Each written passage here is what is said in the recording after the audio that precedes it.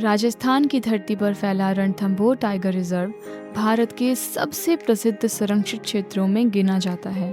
ये केवल जंगल नहीं बल्कि हमारी धरोहर है।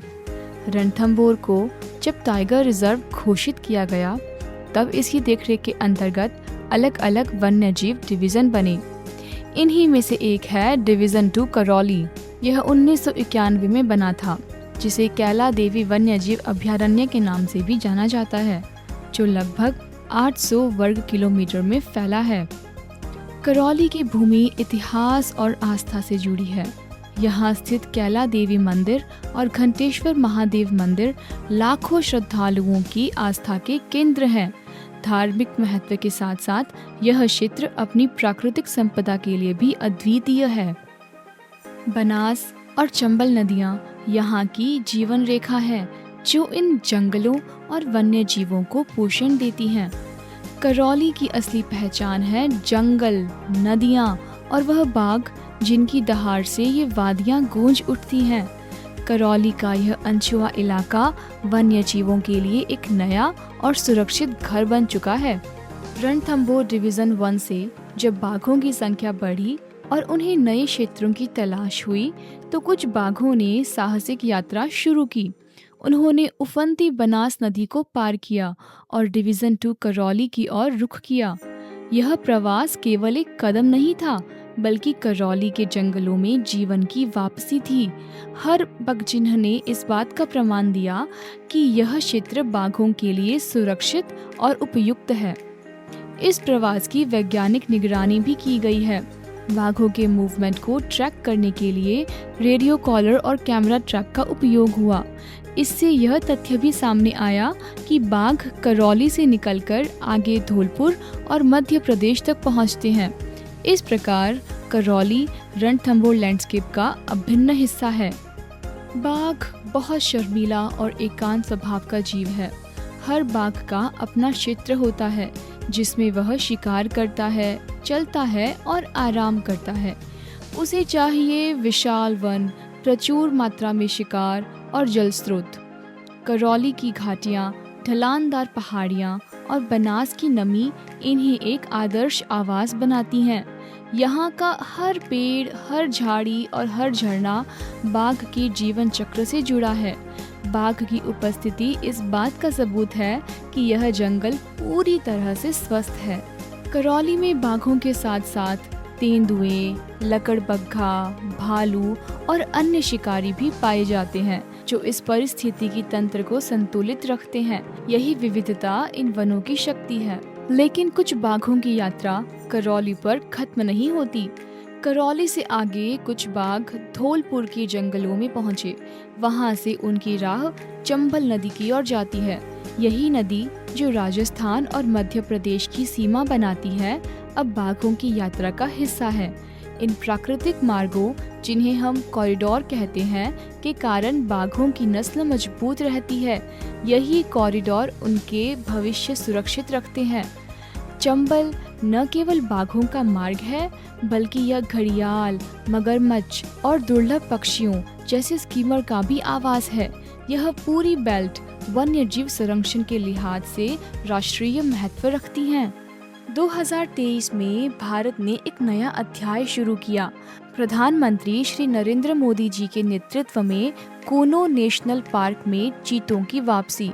यह केवल एक प्रजाति की पुनर्स्थापना नहीं है, बल्कि पूरी पारिस्थितिकी तंत्र का पुनर्जीवन है। कई बार देखा गया है कि कूनो से निकलकर चीते चंबल के जरिए हमारे डिवीज़न तक पहुंचने की कोशिश करते हैं। यही बताता है कि करौली का यह भूभाग राष्ट्रीय और अंतर्राष्ट्रीय स्तर पर कितना महत्वपूर्ण है। चीतों का यहाँ आना यह भी दिखाता है कि राजस्थान और मध्य प्रदेश के बीच की ये घाटियाँ भविष्य में वन्यजीवों का साझा धरोहर बन सकती हैं। करौली सिर्फ बाघों का घर नहीं है। यहाँ धोक और सालार जैसे वृक्ष इस जंगल की रीढ़ हैं। पहाड़ियों में स्लॉथ भालू, तेंदुए और लकड़बग्घे घूमते हैं। सांभर और नीलगाय जैसे शाकाहारी जीव बाघों के लिए भोजन उपलब्ध कराते हैं। यहाँ एक दुर्लभ प्रजाति कारकल भी पाई जाती है, जिसे देखना किसी चमत्कार से कम नहीं है। इस छोटी रहस्यमय बिल्ली का दिखना इस जंगल को अपने आप में एक अलग पहचान देता है। पक्षियों का कलरव इन वादियों को जीवंत रखता है। यह संपूर्ण जैव विविधता करौली को एक अनमोल धरोहर बनाती है, जिसे हमें आने वाली पीढ़ियों के लिए बचाना है। यहाँ कई औषधीय पौधे, रंग बिरंगी तितलियाँ और अनेकों कीट पतंग भी मिलते हैं, जो परागण और पारिस्थितिकी तंत्र को बनाए रखने में महत्वपूर्ण भूमिका निभाते हैं।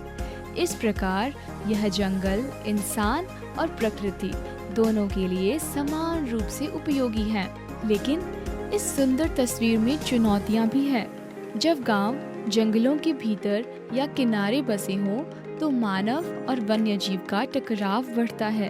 बाघ कभी मवेशी का शिकार कर लेते हैं, तो कभी फसलों को जंगली जानवर नुकसान पहुंचाते हैं। इससे ग्रामीणों की रोजमर्रा की जिंदगी प्रभावित होती है और वन्यजीव भी असुरक्षित हो जाते हैं। यह संघर्ष दोनों के लिए हानिकारक है। करौली डिवीजन में अब तक कई ऐसे केस दर्ज हुए हैं जिनमें बाघों का इंसानों से सामना हुआ है। वन विभाग द्वारा क्षतिपूर्ति योजनाएं चलाई जा रही हैं ताकि ग्रामीणों को आर्थिक सहारा मिल सके, लेकिन स्थायी समाधान गांव का पुनर्वास यानी गांव विस्थापन ही है। इस समस्या का एक स्थायी समाधान है गांव पुनर्वास यानी गांव विस्थापन।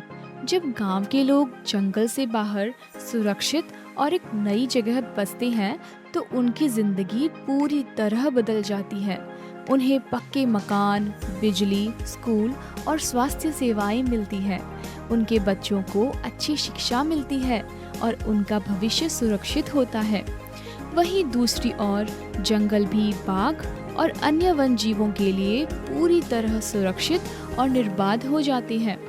करौली डिवीजन में पहले भी कई गांवों का विस्थापन किया गया है और परिणाम स्वरूप वहां की वनस्पति और वन्य जीव संख्या में उल्लेखनीय वृद्धि हुई है। विस्थापित परिवारों ने भी नए जीवन की बेहतर संभावनाओं को स्वीकार किया है। वन विभाग द्वारा विस्थापित परिवारों के लिए नेचर गाइड के पद भी निकाले जाते हैं ताकि उन्हें आजीविका का साधन भी मिल सके। कई विस्थापित परिवारों के बच्चे आज प्राकृत मार्गदर्शक नेचर गाइड भी बने हैं, जो पर्यटकों को जंगल की खूबसूरती और इसकी जैव विविधता से परिचित कराते हैं। यह केवल एक जगह से दूसरी जगह जाना नहीं, बल्कि आने वाली पीढ़ियों के लिए एक बेहतर शुरुआत है। वन्यजीव संरक्षण केवल जानवरों की सुरक्षा नहीं है, यह हमारे आने वाली पीढ़ियों का भविष्य है। यदि हम मिलकर गांव पुनर्वास और संरक्षण कार्यों को आगे बढ़ाएं, तो यह धरती हमेशा बाघों की दहाड़ और पक्षियों के कलरव से गूंजती रहेगी। यह संदेश हर ग्रामीण और हर वनकर्मी के लिए है। आप सभी इस धरती के सच्चे रक्षक हैं। जब आप जंगल को सुरक्षित रखते हैं, तो आप आने वाली पीढ़ियों को जीवन देते हैं। आओ सब मिलकर इस जंगल को बचाएं और इसे आने वाली पीढ़ियों के लिए और भी समृद्ध बनाएं।